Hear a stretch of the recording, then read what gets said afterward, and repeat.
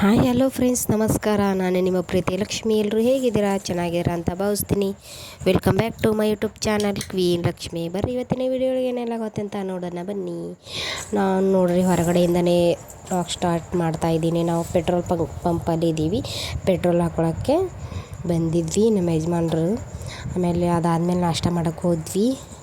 ಇಲ್ಲೆಲ್ಲೋ ನಾಷ್ಟ ಚೆನ್ನಾಗಿರುತ್ತೆ ಅಂತೇಳ್ಬಿಟ್ಟು ನಮ್ಮ ಯಜಮಾನ್ರು ಹೇಳಿದ್ರು, ಅಲ್ಲೇ ಕರ್ಕೊಂಡು ಹೋಗಿದ್ರು. ಹಾಗಾಗಿ ನಾಷ್ಟ ಮಾಡ್ತಾಯಿದ್ವಿ.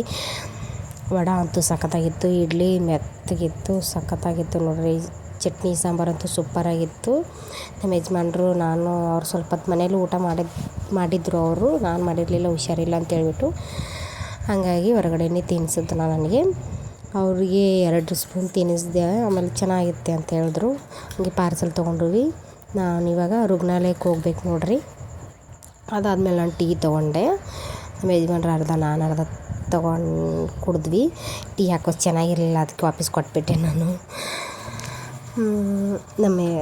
ನಮ್ಮ ಅಕ್ಕ ಇದ್ದಾರಲ್ಲ, ಅಂದರೆ ನಮ್ಮ ನೆಗೆಣಿ, ಅಂದರೆ ನಮ್ಮ ಯಜಮಾನ್ರವರ ದೊಡ್ಡಮ್ಮನ ಸೊಸೆ. ನೆಗೆಣಿನೇ ಹಾಕ್ತಾರಲ್ರಿ.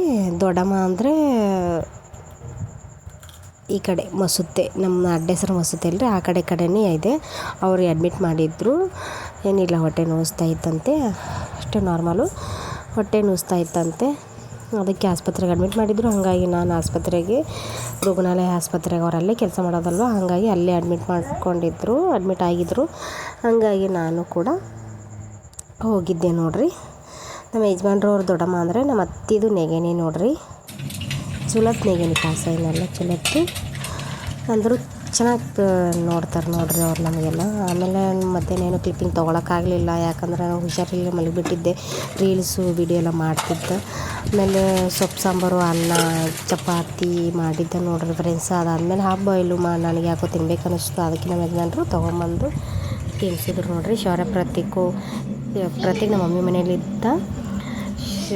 ಆಮೇಲೆ ಚಿನ್ನಿ ಬಂಗಾರಿ ಶೌರ್ಯ ಮಾಡ್ಕೊಂಡಿದ್ರು. ಈ ವಿಡಿಯೋ ಇಲ್ಲಿಗೆ ಎಂಡ್ ಮಾಡ್ತೀನಿ. ಇಷ್ಟ ಆದರೆ ಲೈಕ್ ಮಾಡಿ.